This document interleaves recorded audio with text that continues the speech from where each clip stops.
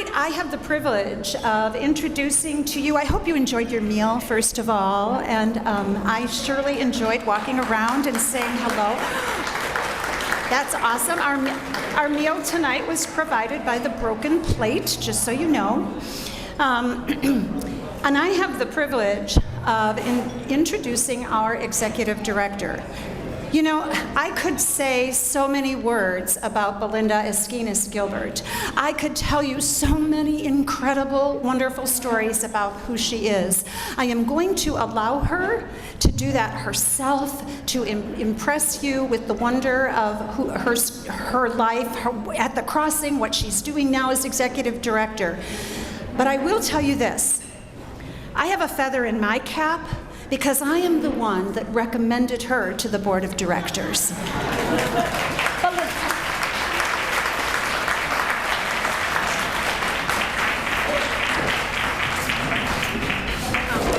Here you go.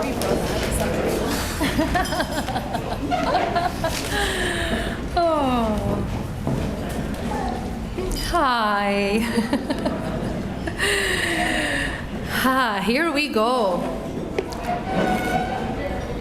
150 years ago, a man by the name of Thomas Edison had an idea, a dream to invent a device that will change how we did life.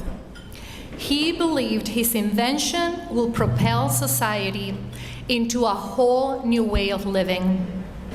The light bulb propelled society in ways that were unimaginable up to that point. What makes Edison's contribution to electricity so impactful was not that he simply invented the light bulb. His vision went beyond the light bulb.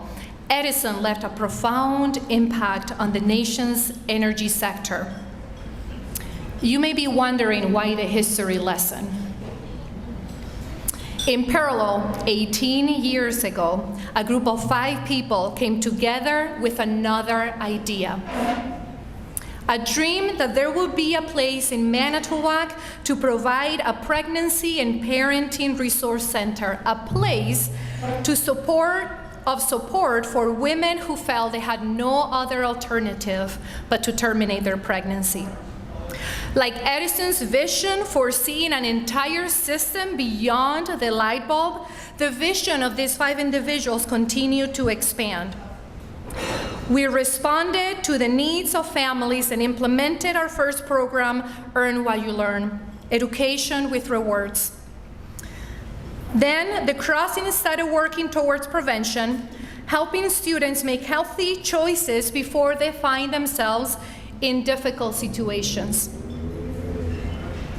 Then, and because the generous donation from the Knights of Columbus, the Crossing was able to offer pregnancy verification through ultrasound technology, our medical clinic. The Crossing then launched one of the biggest ventures of yet, having a home for women and their children who don't have a safe and healthy place to go, and where they can begin to draw a new blueprint for their lives. Through this home, the Crossing has now ventured into another arena, assisting and supporting women who are rebuilding their lives after the devastation of addiction. I am proud to report that the Crossing is the only long-term transitional housing in Manitowoc County that will accept women in recovery with their children.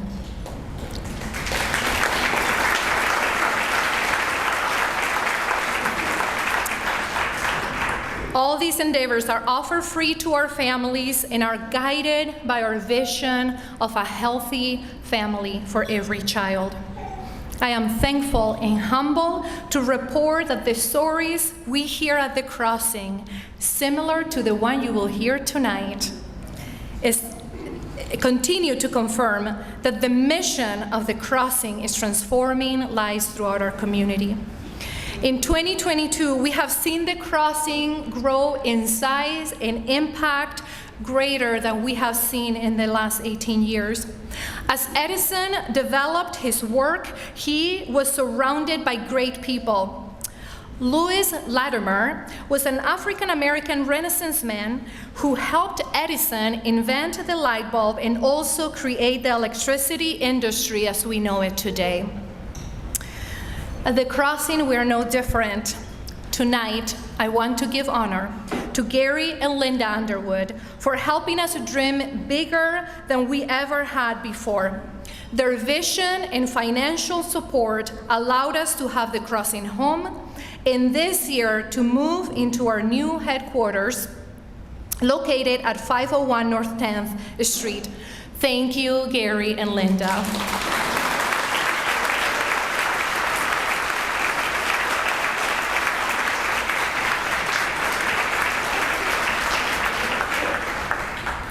And please come for a tour if you haven't yet. This new location has opened doors to new and different opportunities.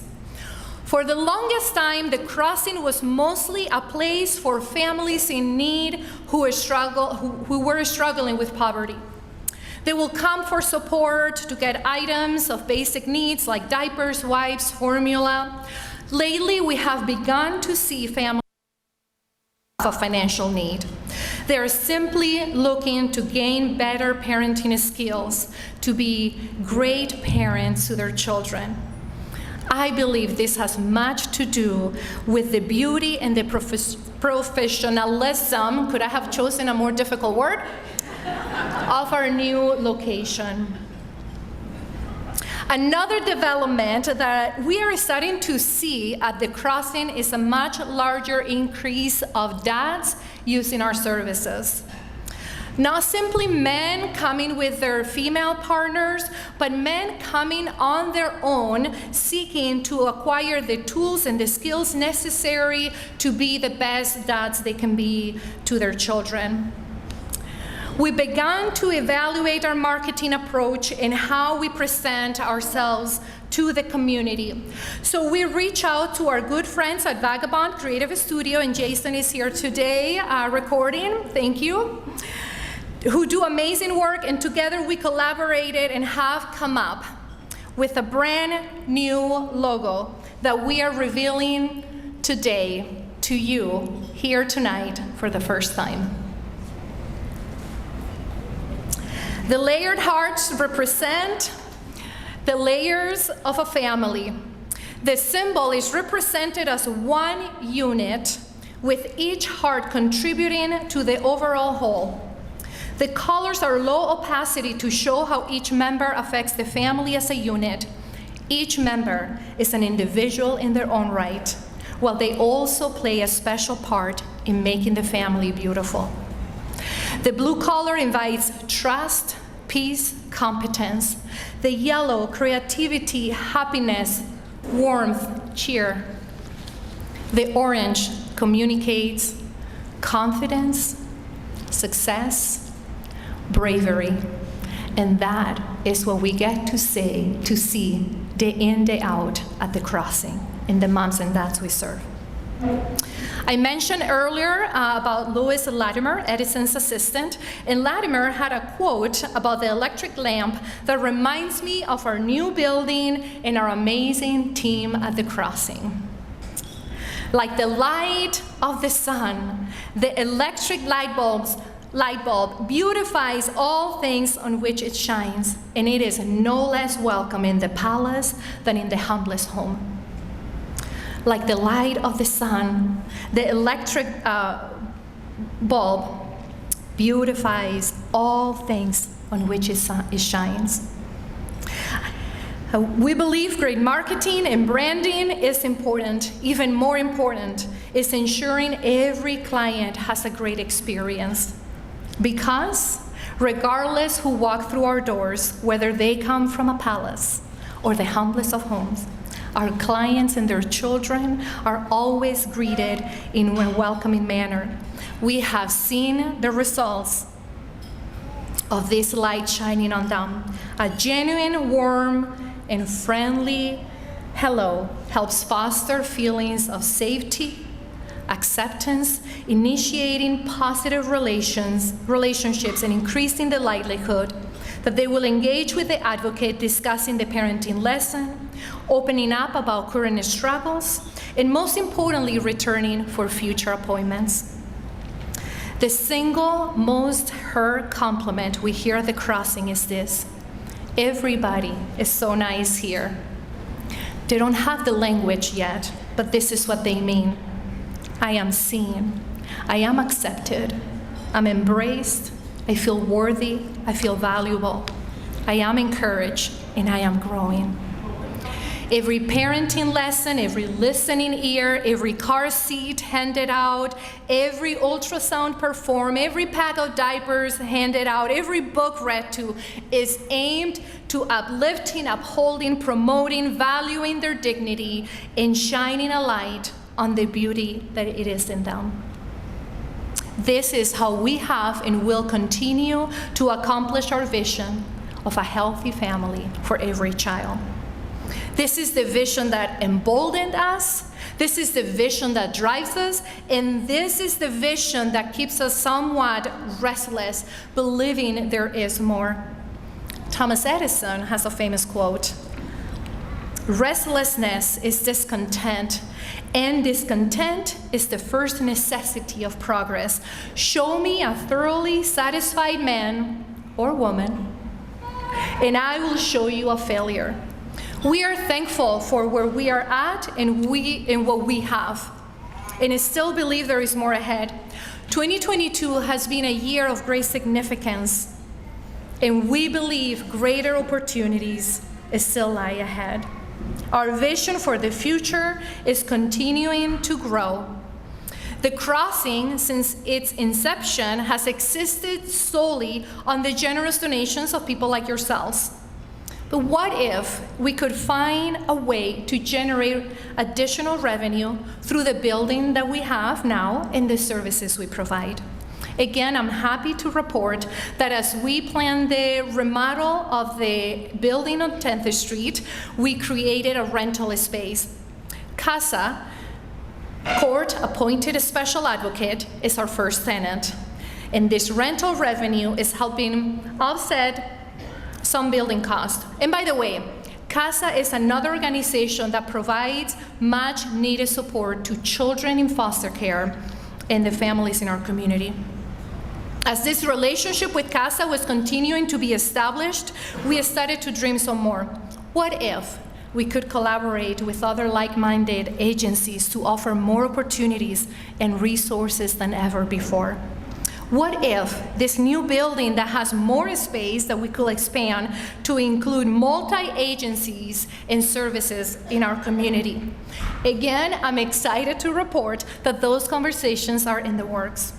We have been talking with Core Treatment Services about what it will be like to renovate the lower part of our building and provide children and families with mental health services who are in greater need than what the crossing can provide at this time. We have been in conversations with Human Services about creating the Family Center and other ways the crossing can collaborate with our community to further our vision of a healthy family for every child. As the future seems very bright, the crossing is continuing to hold fast to founding direction as well. In 2022, one of the focuses of our medical clinic was postpartum screening and support, educating, advocating, and empowering families, helping them as they navigate healthcare system during pregnancy, labor, and delivery. This service is providing prenatal support specific to each individual needs, including birth planning, limited lactation support, and postpartum depression screening and support, as I have mentioned. We could not do this without the help of our medical director, Dr. Jake McLean, who is here tonight.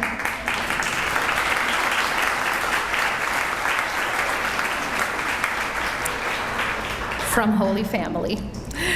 In 2022, our nurse was trained to perform ultrasounds thanks to the generosity of the Manitowoc Knights of Columbus. We are dreaming of starting a perinatal hospice program, a service of support and compassion for those who are facing the possibility of a stillbirth or early infant loss. We will provide parents with pastoral care and counseling, professional memorial photos, and 3D ultrasound scans. And speaking of 3D ultrasound, in 2023, once again, we're partnering with the Knights of Columbus, pursuing the purchase of a new 3D ultrasound machine. Thank you.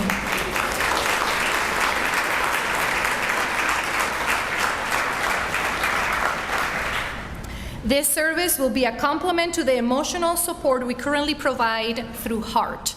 HEART is a recovery program that provides emotional and spiritual healing for those suffering from unresolved feelings from their abortion experience. The completion of this program includes the dedication of the unborn child. And this dedication ceremony inspired us to create and develop our Heart Garden.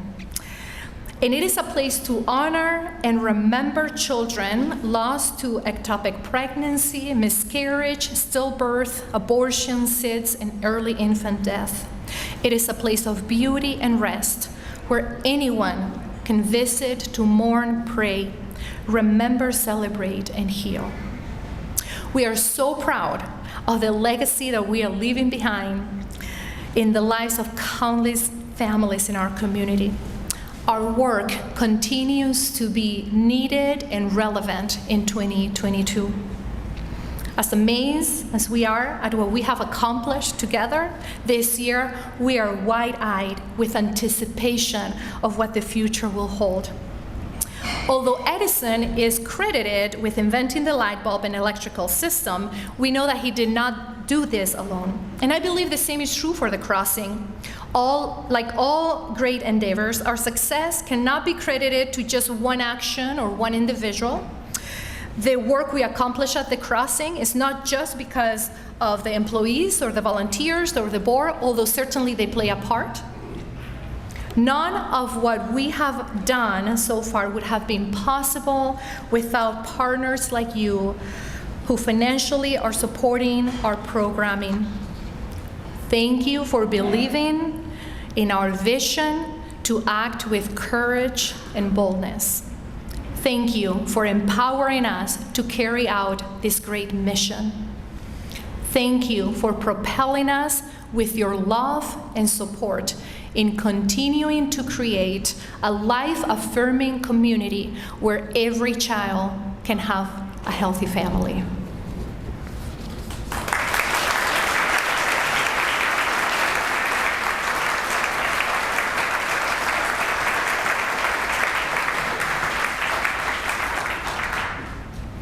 When we were planning this evening and thinking of what we wanted to bring to you that will bless you and encourage you and inspire you, we immediately knew that Katie was the answer. You will enjoy hearing from Katie about her struggles, perseverance, and overcoming. Katie is a beautiful and brilliant woman, mom, wife, and a nurse. Please help me welcome Katie Gabriels.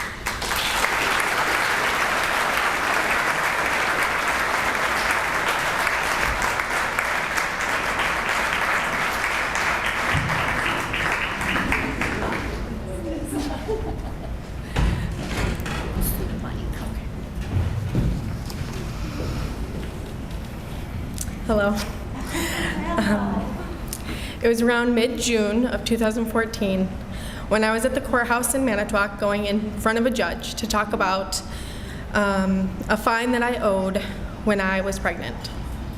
I was a tired mom of newborn, still trying to figure out the new life of a mother while straightening out my own life. Shortly after the hearing, I was walking out of the courtroom and I knew my daughter had had an accident of poop all up her back. And so I took her out of the car seat, and the car seat was disgusting. And I started having this panic of, did I pack enough clothes? Did I pack diapers, wipes? I did not pack enough diapers that day. I ran out. I only had an extra pair of shorts and a few wipes left. So I took my daughter Emerson to the bathroom and did my very best at cleaning her up. I ended up using a burp rag and some paper towels to line her to get her back in her car seat so I could make the drive back home to Two Rivers. It wasn't my finest mom moment, but I promise I've learned from there. I went to the clerk's office and paid my fine, and knowing I didn't have much money left, I knew I couldn't buy diapers. Walking out of the courtroom that day, I remembered a roommate was talking to me about the crossing while I was pregnant, and I had remembered about the crossing that day. That is when the crossing came into my life. I just want to welcome everyone here. Thank you, Crossing, for having me. My name is Katie Gabriels, and I had the privilege to be a client of the Crossing. I would like to share parts of my life before parenthood, maturing, and with growing relationships, and the Crossing. I still look back at my life, and I think, wow, I came a long way. I was born and raised in Southwest Michigan with my 3 brothers, mom, dad, and stepmom. My parents divorced when I was around 5 years old, and my mom left around that time too.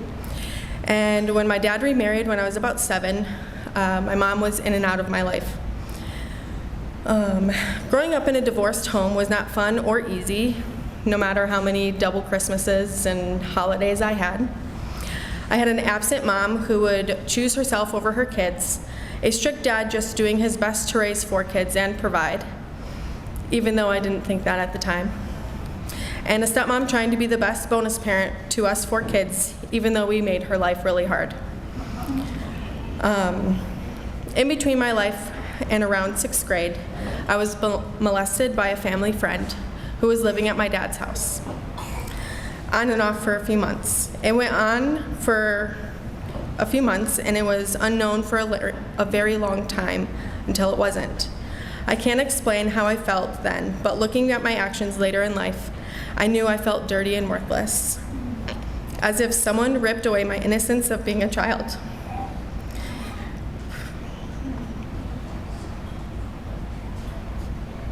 Sorry. 6th grade is when a little girl is turning into a young lady, and I was robbed of that. Feeling like I couldn't get clean enough for church because someone had touched me and I felt like I had sinned. Going to bed in fear of thinking he would be coming back and I would fake asleep. I had no voice in 6th grade, feeling so worthless that I didn't care or have the fear if I lived or died. I grew up going to church, but I was not a believer. How would a loving God wreck a family? How could a loving God allow these bad things to happen? How could a loving God allow me to feel so dirty and worthless? Those are questions that I asked myself constantly, and I never had an answer. Certain ladies from the Crossing helped me process these questions out loud, and that it wasn't my fault. They encouraged me to talk to my dad about how I felt towards him because I still had so much anger. He used to say, "I'm the dad and I know everything." If he knew everything, why would he let that happen? I remember talking with Sue, and she looked at me and said, "He's your dad. If he knew that that was happening, he would have protected you. He would have stopped it from happening. He did not know." I began to amend my relationship with my dad after that. Going into the summer of my junior year of high school, I was on my own. I wanted nothing to do with my dad and stepmom, and my 2 oldest brothers were off living their own life. My mom was off with a boyfriend in Chicago for weeks at a time, and I was alone. The beginning of my junior year, I met a boy who I thought was the love of my life, but I put his needs in front of mine, and I worshiped the ground he walked. I eventually moved in with him and his family. They accepted me and loved me, and it felt like a true family for the first time. I dated him for 3 years, with him cheating on me countless times, and me forgiving him. Until one day he kicked me out of his parents' house. I was broken and hurt, but I had nowhere to go. My mom had lost her house, and was living with her boyfriend. And I had not talked to my dad in years, who had already moved to Wisconsin. In that time frame, I had lost friends and family members. I ended up calling my dad that day, and I told him I had nowhere to stay. He made the drive from Wisconsin to Michigan and picked me up the very next day. I wasn't happy about the move, but I told myself it was only until I could move back to Michigan on my own. When I finally met friends in Wisconsin, it wasn't long before I started to party, drink underage, and have relationships with other guys. No one knew me and my past or trauma, and I enjoyed people that didn't know how broken I truly was. It wasn't long after that I moved back out of my parents' house and moved in with a roommate, only to get into more trouble and struggle financially. I continued to drive without a valid driver's license. I had countless speeding tickets and underage drinking, and I was only working a minimum wage job. I was finally turning 21, and going out didn't sound so fun like it always used to. Alcohol tasted very weird to me that night, so I didn't drink much. 3 days later, after my birthday, September 6th, is the day I never will forget, because I found out I was pregnant by going to the emergency room because I thought I was dying. I had really bad pains on my sides, and I didn't feel that I could breathe. The doctor asked me if there was any possibility I could be pregnant, and I said I didn't think so, but I was okay with them running a pregnancy test. It came back positive. The doctor came in and said that they wanted to take me to the ultrasound to make sure that the baby was in the correct position.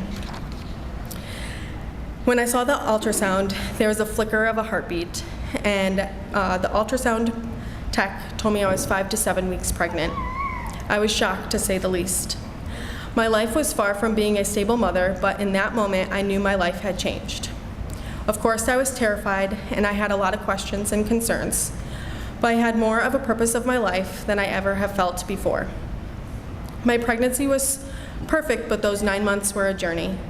Throughout my whole pregnancy, up until I had my baby, I dealt with a man who was very manipulative. Early on, when I told the baby's dad that I was pregnant, he instantly said I needed to get an abortion, that he wasn't ready to start a family, and he couldn't have a child, and he didn't even know if he wanted to be with me or have children. So I started looking up early termination of pregnancies, late-term abortions, and the pill for him. I watched videos of the procedures and read very detailed blogs about it all. Every time I looked it up, it brought me to tears. To think that I would be killing a baby. So I told him I would not consider abortion, but I would consider adoption. But I still, every day, was manipulated. He kept telling me I was making the wrong choice daily. When I was further along in my pregnancy, I would get calls and texts saying, "I hope you fall down the stairs, slip on ice, or I better watch my back. I might just hit you with my truck." But by the end of the day, I would get a text saying that he was sorry. I still wasn't a believer at the time, but I was not fearful of my life or my babies. And I truly believed that God was protecting my heart. I held strong to the fact that this baby will get a good family by choosing adoption. I finally told my dad over the phone that I was 12 weeks pregnant. He was silent, but followed the silence by saying that he loved me. We got together, and he asked the questions that needed to be answered. I felt nothing but love and support from my dad and my stepmom in the time. In that moment of my life, I thought adoption would be the best option for myself and this baby. My actions with rebelling had serious consequences, like not having a license, having fines both in Michigan and Wisconsin, and not having a car. I was about 20 weeks pregnant when I felt the baby kick. Something in me grew even more in love with this baby. I wanted to work hard and provide for this baby. I told my dad and stepmom a change of heart, and I still had their full support. I worked very hard, working a minimum wage job, to not only pay off my Wisconsin fines, but my Michigan fines too. I was thrown a beautiful baby shower in that time frame at my parents' church with a few other moms who were due around the same time. I wasn't expecting much other than diapers and wipes, but I was very surprised to receive handmade items and even personalized gifts. The ladies were just excited for me that I chose life, and wanted to celebrate that. Along with the crossing, the ladies there are just as excited that women walking through that door have chosen life. They meet you where you are and help you along the way, which has made the experience of the crossing so special and unique. May 4th, 2014, at 4:26 p.m., I had a beautiful baby girl named Emerson Grace Peterson.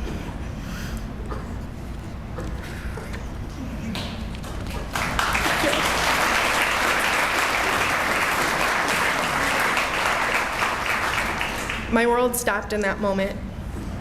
I loved being able to have, I'm sorry, I think I missed a page. My world stopped in that moment, holding my child for the first time. I never knew the amount of love that could crash over me and wreck everything I ever thought about love.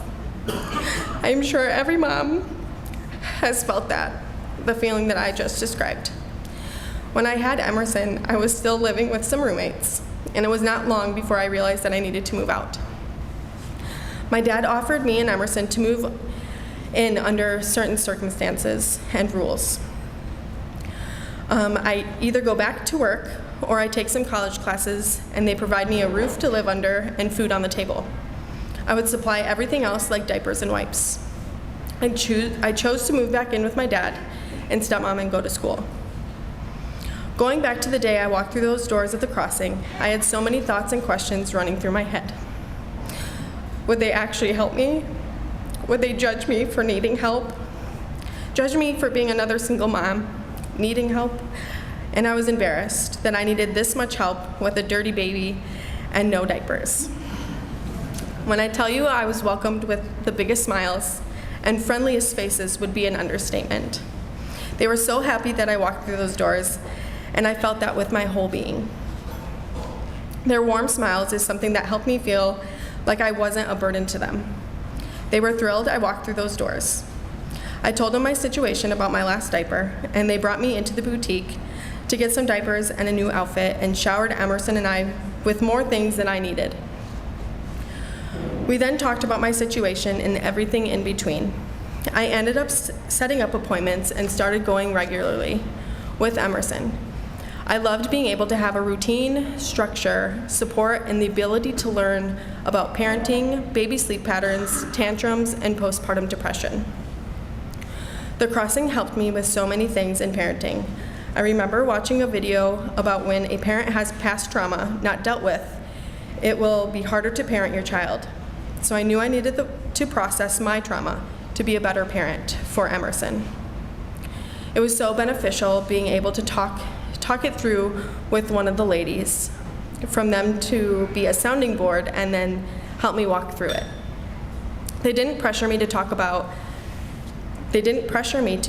but being able to be vulnerable with the certain ladies I held close to was so healing for me. Being able to have the structure of appointments and earning money while I learned made me feel independent. When you are still trying to figure out life with a child and not being able to have the financial freedom to always buy them something at the store, this program helped me provide special things for Emerson and household items as well. The encouragement of the ladies to go to school and the excitement they had for me when I received my CNA license was the support I needed.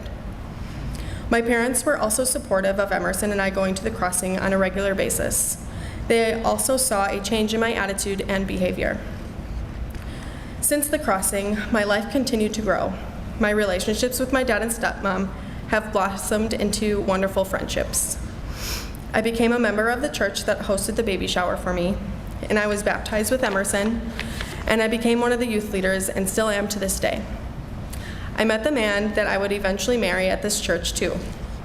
I started a job at Aurora Sheboygan Memorial Center in 2018 and still am present as a CNA today. I got engaged October 2019 to an amazing man. I was still going to college up until COVID hit in 2020, and as a single parent, I didn't know what to expect, but I needed to put Emerson first. So I stopped school and helped her out.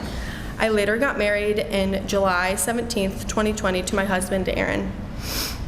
I invited a few ladies from the crossing to join me on my wedding day because they helped mold me into the woman I am today. I moved out of my parents' house and into the house with my husband that he and I bought in Sheboygan Falls after our wedding. Moving out of my parents' house was the hardest transition this time out of all the times I've ever moved out of my parents' house. It was also difficult for Emerson. They still love taking her for the weekends since they are officially empty nesters. We lived with my parents for about 6 years. Together, Aaron and I had our first child, Micah, August 3rd of 2021. Aaron then adopted Emerson August 27th, 2021. Her legal last name is now Gabriels. Now we are expecting the arrival of our third baby early November 15th. My parents and Emerson like to save all their coins and dollars to eventually donate to the crossing, which I believe is so precious. I still have dreams and goals of going back to college and becoming a nurse one day. I still love the thought of becoming a nurse and helping people get back on their feet, and even donating my time to the crossing. Building my family and life with my husband has been one of my favorite things in life. I look back on my life even now and again and see how God has used some painful ashes and made them beautiful. God simply had a provision for my life. He brought me to a safe place and a home, family, mentorship, and a marriage that He desired for me and Emerson. The crossing isn't just a place that mothers and families can go to for help when they are in need. It is a village of wonderful ladies that mentor, encourage, and support anyone who walks through those doors. Thank you.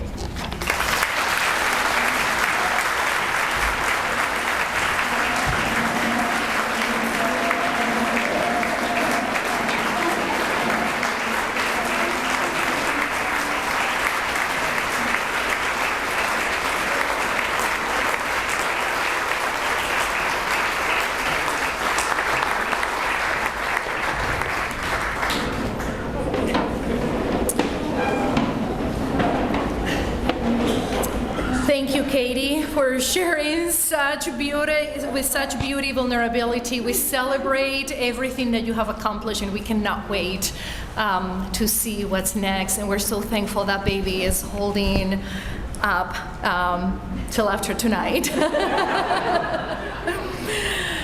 Next, I want to introduce to you Chris Gilbert. Chris has been a pastor for the last 20 years, the last 9 as the pastor of Connection Church here in Manitowoc County, or Manitowoc City. He's an engaged communicator. He's authentic, tell it like it is approach inspires people from all walks of life. His practical next steps help people move from inspiration to application. Chris is the co-founder and co-director of Core Treatment Services, a drug and alcohol treatment center here in Manitowoc. Most importantly, he's my husband.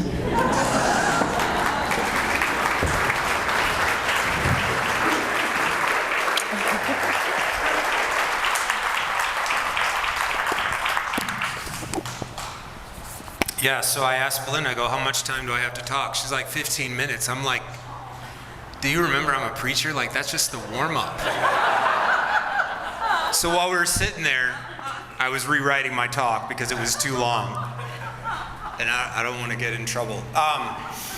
So like she said, I'm Chris, pastor at Connection Church, co-executive of Core Treatment Services, but my best title, Belinda's husband. And it's the one I've worked the hardest on. So many are impressed with Belinda's leadership, and if you've watched the crossing evolve over time, and I'm impressed but not surprised, because the reality is this woman has led me well. Spiritually, she has led me well. Belinda came from a much healthier home and upbringing, and so though it hasn't been easy, she's been a phenomenal leader in my own personal life. A lot of my current success has a lot to do with her, and it's why I have no shock that what you are accomplishing here. Now, y'all might be like, look, you're just sucking up. Maybe. So? Smart. Little bit, but there's a reason why I say that, because you see, past few years we've gotten involved with the stock market, and so, getting involved, I started to do some research, like what do you look for? Number one is leadership. What's the leadership like of the organization you're going to invest in? Tonight, I'm gonna hit you up for money, right? I'm just gonna tell you straight up. You knew you came there here for that. You're like, I thought I'd come for just a good meal. Don't play. We came to get your money. I'm that guy, like, because your money is gonna help us continue to hear stories like we just heard. Your money will propel this organization to go to places it's never gone before. You have the opportunity to partner with this organization, and because of my wife's leadership and the leaders like Sue and others that she surrounds herself with, I'm telling you, your investment is in really good hands. I've had an opportunity to speak a few times for the Crossing. In fact, that's where my story starts. Sue, I came to the Crossing the first week. Second week we were in Manitowoc. The next year I spoke for it. The year after that I spoke for it. And I think the third year I spoke for it, and then you became the director and I stopped speaking. But tonight I get to do it for the first time with my wife leading. And so a few months ago, as Belinda was talking to me about this idea of Propelled and her vision, I started thinking, and as I was thinking, it kind of brought this idea to my head, and I want to share it with you. Now my mind, you know, she's talking to me, and the problem is, like, I've got ADD, and so you're gonna be all right, I promise, because, like, I'll never stay on one point for you to get bored, because I won't like it myself. But anyway, she's talking, and my mind starts to wonder, which is normal. And I'm here talking about this idea of forward, this light bulb thing, and it kind of referenced this story or parable that I heard. There's an author by the name of Dan Heath, and he heard a parable that caused him to write a book called Upstream. If you never checked it out, I would encourage you to do so. And I'm going to just give you a quick summary of the parable. So you and your friend are having a picnic on the bank of a river, and you just laid down your picnic blankets, and you got your food out, and you're about to start your meal. And you start to hear some screaming, and you look back, and there's a child thrashing around in the water, drowning. So you and your friend, because you're good people, man, you just jump straight in the water, and you save him, pull him out, get the kid up, like, okay, is he okay? And as soon as that kid gets kind of on his feet, you hear another kid. And the next thing you know, you see 2 or 3 kids, and you guys are just nonstop trying to rescue these kids. And then your friend gets out the water, and he starts walking up, and you're like, hey, where you going? He's like, I'm going upstream. I'm going to knock the guy out who keeps throwing kids in the water. See, often I think that's a problem with most organizations, even organizations like this, is when we start out because there's a problem and we need to address the problem. The difference of this organization compared to most is they're not just simply addressing the problem now, they're looking upstream to how do we stop seeing kids get thrown into the water.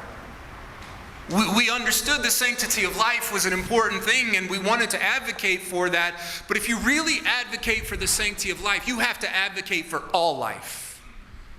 The quality of the mother who's going through the situation is just as important as that unborn child. And if you don't hold those same level of values, we're going to find ourselves constantly jumping in the water and trying to rescue.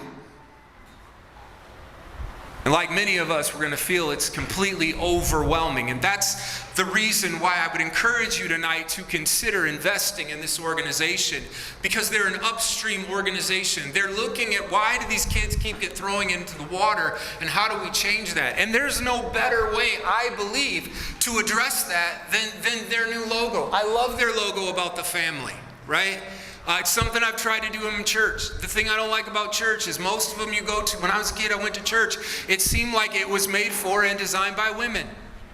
Right? I mean, it's like everything's fluffy and foofy. Like in our church, we have like steel stuff, like pipes holding up like bars in the foyer and stuff, right? Because it's like, and that's what I love about, you know, when you looked at the old logo, it was very feminine, and that's wonderful. But I love the fact that the idea is if we don't reach the dads and the moms, we're not going to see transformation take place, and that is what the Crossing is doing. And it's supported by the research. I was kind of checking out, I read some, but I don't like to read a lot, but I'm a big TED Talk fan. There's a TED Talk by a lady by the name of Heather Pearson. She also wrote a book. Some of you might have heard it, but her book kind of encapsulated this study. The study was 70,000 people over 70 years. So basically what happened was Great Britain, after World War II, started a research study. What are we going to do to fix the devastation that all of these people have just gone through? How do we turn this whole thing around? And so if you do research study, wow, that's a cool job, keep it. But that's a lot of subject matter, a lot of data to collect. But here's what the research says. The research suggests that children can beat the odds if their parents show interest in their lives and express ambition for their future. Small things like listening to their children, responding warmly, have a big impact. Reading to children every day, teaching them their numbers and letters, and showing an interest in their education will also are directly correlated with life after in their success. See, that's the power of upstream thinking. We can do all we can to help the kids, but if we don't move into the families, one day a week is never going to be enough. And that's what I love here about the crossing. Mother Teresa also said it this way: if you want to bring happiness to the whole world, go home and love your family. That's your take home for tonight.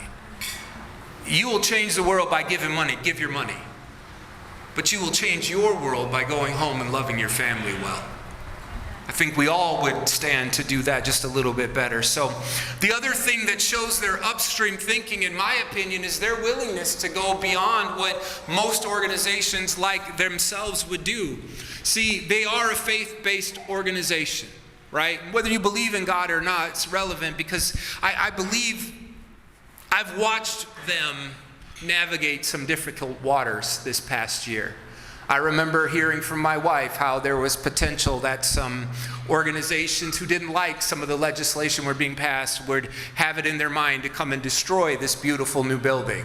I was like, Belinda, you know I kind of like to fight, so you want to just go hang out? Because I'd love for some knucklehead to come up. Like, give us an excuse just to throw some hands for a minute. And I have a shotgun under the bed, so if you want, no. I know, pray for me. Please pray for me. See, the thing that's hard is we live in such a polarized world, and I don't know, I have a new idea. I want all the politicians to know, anybody that interrupts me watching football one more time, they just don't get my vote, regardless. Right? Because we live in a world that just wants to tell these people are wrong, they think this way, and those people are wrong. But see, this is what I love about the crossing, and to me, this is upstream thinking. This organization consistently stands in what I call the messy middle. I think we need a lot more people willing to stand up in the messy middle. The messy middle, this is the best way I could describe it. Yes, they will advocate for the sanctity of life, and they will do anything for a mother who may have chose to go in a different direction, who is struggling. They'll do anything to help them as well. See, and I think that's where we start to see real transformation, is we're willing to stand in the messy place. And it's hard to do that sometimes because we live in an insecure world, and many people need you to think like them and act like them for them to feel secure about themselves. When the reality is this: real leaders who lead with courage are willing to stand in the messy middle regardless of what everybody else thinks, because that's where life change takes place. I feel like Jesus did that often. I messed my church up the other day. I told them I believe Jesus lived his values more than his beliefs. What? Blasphemy. Like stones were ready to be thrown. I said, let me explain it to you. Jesus allowed a woman in prostitution to anoint his feet and to love on him that way. I don't think he believed her lifestyle was okay, but his value for her was greater than his belief of what she should or shouldn't do. Imagine a world if we all lived based off our values of people, regardless of what we believe is right or wrong. How would that transform things? And see, that's what I see the crossing do on a consistent basis, is they value people, regardless of what they believe or think or act, or even if they choose not to believe what it is they believe, they still work with them and value people. And I believe that this type of upstream thinking is the type of thinking that really can make a change. Now let's get out of stories and let's get to the real world. So Belinda told you I work at CORE. I get to serve there and be a part of that. And a couple months ago, we're going to call her Jennifer because I can't tell you her name, HIPAA stuff, I'd be in trouble. That's not her name. But I'm sitting in a group, and I was in that group because somebody was missing that day, and we were sitting talking, and Jennifer starts talking. We're talking about, what are some of the things that we need to forgive ourselves for? And I'm not in church, so I'm going to say it. Jennifer said, I got to forgive myself for being a piece of shit mother. Well, that's interesting because most people don't look at themselves that way. So, and I found that if you hang out long enough and stay curious, you might earn the right to hear their story. And I got to hear her story. I said, can you help me understand what you mean by that? She's like, yeah, I have 4 kids and all of them have been taken because I can't stop putting a needle in my arm. Yeah, I was a little pissed off too, right? Because my personal belief says that ain't real good. Not to mention that my wife and I had hoped to have kids and never did. It's kind of unfair, it feels at times. And anyway, as Jennifer kept her story going, she said something. She said, yeah. I said, Jennifer, whoever taught you how to be a mom? Your mom? I won't say the response from that, no. Strongly, she said no. Jennifer proceeds to tell me that her mom also had an addiction issue, and when mom didn't have the money to pay for her drugs, she would trade her little child to evil men so mom could keep her addiction going. I said, you can punch me if you want to, because I'm going to get real personal. I was like, Jennifer, you ever trade your kids for drugs? Again, explicitly, no. I said, well, maybe you put a needle in your arm because it was the best way you knew how to deal with the BS you had to grow up in. In fact, Jennifer, can I say this? I think you're a damn good mother. Because the way you learned how to mother, you never repeated. And you fought to not be like that. So I said, let me take it a step further, Jennifer. I know this girl. She's really cool, beautiful. She's my wife. She runs this organization, and if you'll go there, they'll teach you how to be a great mother.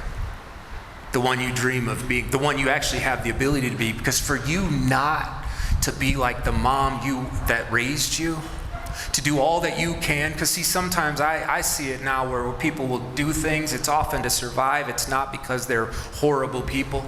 It's the only way they know how to cope with what they have, and the problem is it helps, but it doesn't heal. And I said, well, you go see her. They're going to give you some tools to help you succeed.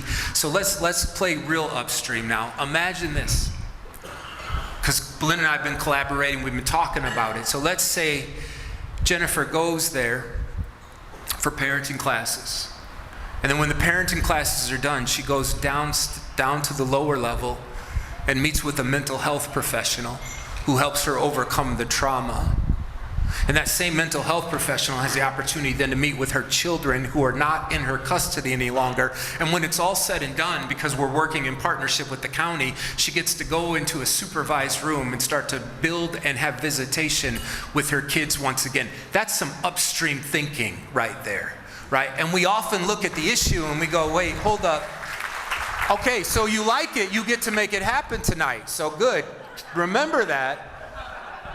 But think about it, think about how that's going to change this girl's life. And then stop for a minute and think about how her kids are going to be changed. And their grandkids aren't going to know nothing about that. That's how we really start to make change. But it takes people with the courage to start thinking upstream. We can address all the little issues that keep coming our way, but until we start looking beyond, we propel ourselves and go to the next level, we're never going to see actual transformation. And so tonight, this is the part. There's a little card at your table. Pull it out. I meant to bring it up with me and I forgot. Oh well. It's a pledge card. Got it. There's some different fields on the pledge card, and they're swinging for the fences tonight. But you know what? Why not? Have you been to the building they've been in? It's amazing. It's powerful what's all being accomplished right now with the crossing. So for $10,000, if you were willing to commit to that tonight, that would cover 1 year of parenting classes for 10 families. 10 potential Jennifers would have the opportunity to be great mothers, great fathers. 5,000 would provide 20 child car seats. 2,500 would provide diapers for 100 families. And 1,000, look, everything is going to go to that. And then here's what's cool too, and this is some upstream thinking that I think is really on point, and for my business people, you'll like this. The crossing no longer needs your money to pay for their building expenses, their rent, or their utilities. Because of their upstream thinking, they now have produced rental opportunities inside their building. So all of your money tonight actually goes to help services. None of your money goes tonight to pay for building stuff anymore. And if we can pull off what we're talking about, we potentially could put something in their basement that would be a huge revenue source that could begin to allow us to have money to go to visions that we've never had before. But to get there tonight, we're going to need your help and we're going to need your support. And if there's somebody here tonight that would be willing to consider, before the end of the year, giving a $20,000 donation, they would like to use that as a match. Meaning at the end of the year, and you find this, I've studied the whole nonprofit giving thing. I'm a pastor, I have to learn how to shake people down for money. It's part of the job. But we have found, it's well known that if somebody knows their money will be doubled, they're more likely to give. And so if somebody's willing to give a large amount like that, they're willing to take that, and I'm sure, I'm just going to put it out for them.